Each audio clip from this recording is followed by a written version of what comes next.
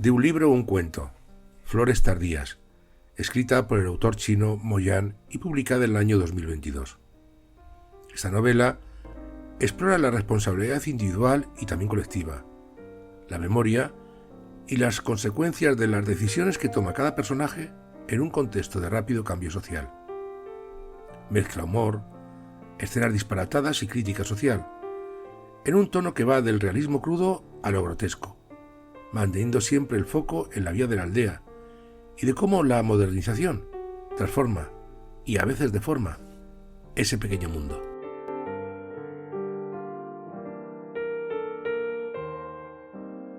En un pueblo de tierra roja y campos de sorgo, donde el invierno cortaba la cara y el verano olía a polvo caliente, nació un niño flaco al que todos, medio en broma, medio en burla, en este cuento le llamaremos Bocacuentos. No tenía zapatos buenos ni ropa elegante, pero tenía algo que muy pocos tienen: oídos grandes para escuchar y ojos muy atentos para mirar. Bocacuentos descubrió pronto un secreto. Si se quedaba muy quieto, en un rincón, los mayores se olvidaban de él y hablaban con libertad. Así, fue aprendiendo la vida no de los libros, sino de las conversaciones al anochecer. Escuchó al abuelo que guardaba un remordimiento antiguo, como una piedra metida en el bolsillo desde hace años. Escuchó a un vecino fanfarrón siempre prometiendo que se haría rico con las nuevas ideas que él tenía. Escuchó a mujeres que contaban amores que se habían ido a la ciudad para triunfar y que nunca regresaron. El niño, Bocacuentos, no entendía todo, pero sentía que cada historia había algo que pesaba más que el saco de trigo, como el orgullo, miedo, envidia, cariño oculto o mal expresado. Con aquel tiempo, aquel niño sería escritor y firmaría libros como Mo Yan, pero en el fondo siguió siendo siempre Bocacuentos, el niño del pueblo que escuchaba. Pasaron los años y el mundo empezó a cambiar. Al principio llegaban solo rumores. En la ciudad decían: todo sube. Los edificios, los sueldos, las oportunidades. En el pueblo la vida sigue igual: arar, sembrar, cosechar, aguantar. Pero un día, un vecino volvió de la ciudad con algo pequeño y brillante en la mano.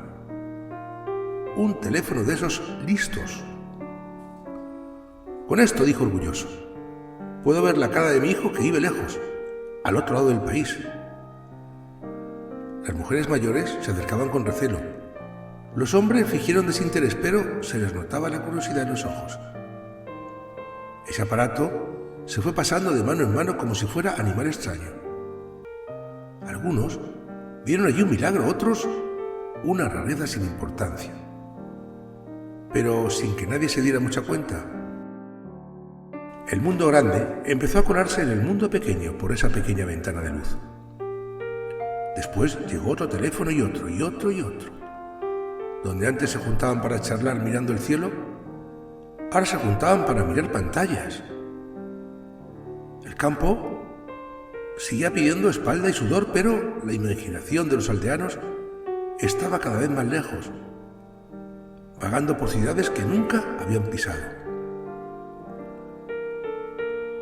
Y en ese pueblo vivían muchas personas, pero vamos a fijarnos en tres, como si fueran tres caminos. Estaba el tío Lian, un hombre que siempre repetía: el que no arriesga no gana. Un día, unos hombres de la ciudad le hablaron de negocios modernos, de inversiones que no podían fallar. Le dijeron que si vendía una parte de la tierra de sus abuelos, podría multiplicar el dinero. El tío Lian firmó papeles que no entendía. No quería parecer ignorante, no quería quedarse atrás. Se decía a sí mismo, para tranquilizar el corazón: esto es el progreso. Estaba también Hua, una muchacha lista con ganas de estudiar y ver mundo. Miraba las fotos de los teléfonos y soñaba con escapar del barro y de las manos agrietadas. Para ella, el pueblo era demasiado pequeño. Su familia dudaba. Querían protegerla, pero también querían que tuviera una vida mejor que la suya. Al final, la dejaron marchar a la ciudad. ¡Guau! Se fue con una pequeña maleta y con el corazón repleto de ilusiones. Y estaba el viejo Sen, que había vivido tantas épocas distintas que ya había dejado de creer en promesas.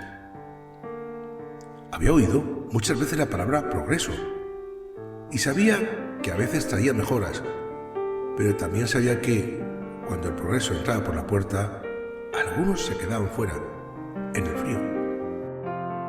Él miraba en silencio, veía las mismas ilusiones de siempre con nuevos nombres, y solo, de vez en cuando, murmuraba: cuidado con lo que se firma y con lo que se sacrifica. Bocacuentos era un muchacho y miraba a todos: al tío Liam, que apostó, a Hua, que se fue de viaje, y al viejo Sen. No juzgaba, pero todo lo apuntaba en su memoria. Y el tiempo, que nunca se detiene, fue colocando las cosas en su sitio. Los negocios del tío Liam no salieron como prometía. La letra pequeña de los contratos, esa letra que nunca había entendido, le explotó en las manos. Lo que llamaba arriesgarse era, muchas veces, cerrar los ojos a la prudencia. Perdió la tierra, perdió dinero y, sobre todo, perdió la capacidad de mirarse al espejo sin buscar excusas. Entonces, comenzó a culpar a los de la ciudad, al gobierno, al destino. Culpó a todos, menos al hombre que firmó sin saber lo que firmaba por orgullo. En la ciudad, descubrió también que allí no regalaban nada. Se encontró con trabajos duros, sueldos apretados, promesas que se deshacían en cuanto se apagaban las luces de neón. Empezó a echar de menos el olor del campo, las voces conocidas, la comida sencilla. Comprendió que irse no es, por sí solo, sinónimo de subir. Depende de cómo se va, con qué se va y qué se hace una vez allí. El viejo Sen miraba todo esto desde su banco, en la plaza. No se alegraba del fracaso ajeno, solo pensaba, con un cansancio antiguo. Cada uno habla de culpas grandes, pero se olvida de sus pequeñas decisiones. Y así, el pueblo iba cambiando. Más cables, más antenas, más pantallas y menos conversaciones largas al fresco. Bocacuentos creció, se fue y se hizo escritor famoso. La comunidad de las ciudades le daban premios y lo invitaban a hablar, pero cuando se quedaba solo en su habitación, lo que oía no eran aplausos, sino la plaza de su pueblo, la risa del tío Liam cuando creía que se iba a comer el mundo, el suspiro de Hua antes de subir al autobús, los pasos lentos de Ryu San. Entonces, decidió escribir un libro, no para quedar bien ni para dar lecciones desde arriba, sino para contar, como quien se sienta entre viejos amigos, lo que había visto crecer y estropearse en su pueblo. Se puso él mismo dentro del libro, no como un héroe, sino como un testigo. Mezcló recuerdos y fantasía porque la memoria nunca es una fotografía exacta, es más bien un tapiz donde se tejen hechos, sentimientos, verdades y exageraciones. Hizo hablar a sus personajes con humor y dolor, como habla la gente de los pueblos cuando se ríe de sus propias desgracias para poder soportarlas. Y mientras escribía, lo visitó una imagen, unas flores que no brotan en primavera, cuando todo está lleno de color, sino más tarde, casi cuando el año parece terminado. Son flores tardías. Pensó, así son muchas personas de mi pueblo. Han pasado por errores, por oportunidades perdidas y por decisiones precipitadas. Y sin embargo, un día dan una flor distinta. Un hombre que pide perdón después de muchos años callando. Una mujer que tras vivir engañada aprende a sostenerse de pie y cuidar a otros para que no tropiece donde ella tropezó. Un joven que vuelve al pueblo con menos dinero del que esperaba, pero más claridad en la mirada, dispuesto a hacer las cosas de otro modo. Son flores discretas que casi nadie mira, pero que cambian el paisaje. No llenan portadas, no se vuelven noticia, pero hacen que el aire sea un poco más limpio. Al terminar, el escritor supo que no había escrito sobre su pueblo, sino en cualquier lugar donde la gente se enfrenta a esos mismos dilemas. El dinero fácil, la tentación de culpar siempre a otros, el miedo de quedarse atrás y las excusas que ponemos para no mirarnos por dentro. Si este cuento se cuenta a personas mayores, quizás no haga falta adornar demasiado la moraleja, porque ya la han visto muchas veces en su propia vida. Pero se puede decir, así con calma, que el mundo cambia, que llegan máquinas nuevas, teléfonos, promesas de progreso. Y eso no lo decidimos nosotros. Lo que sí decidimos es cómo nos comportamos ante esos cambios. Si vendemos lo esencial por una promesa vacía, si firmamos sin entender, si educamos a los jóvenes en el pensamiento crítico y no solamente en el deseo de subir. La responsabilidad no es solo de los de arriba, ni de la época. Cada uno tiene un trozo de responsabilidad en cómo trata a los demás, en qué tolera, en lo que calla, en lo que consiente. Las flores tardías nos recuerda que aunque ya tengas canas y la vida haya dado muchas vueltas, todavía puede florecer de otra manera, entendiendo mejor, pidiendo perdón, aconsejando con honestidad a los jóvenes, reconociendo los propios errores sin vergüenza y siempre con serenidad.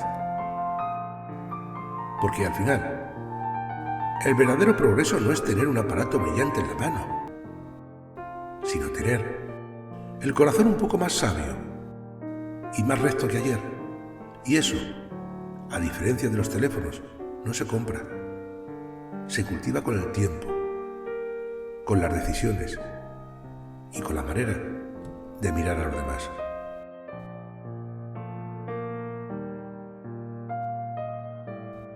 Que tengas un feliz día.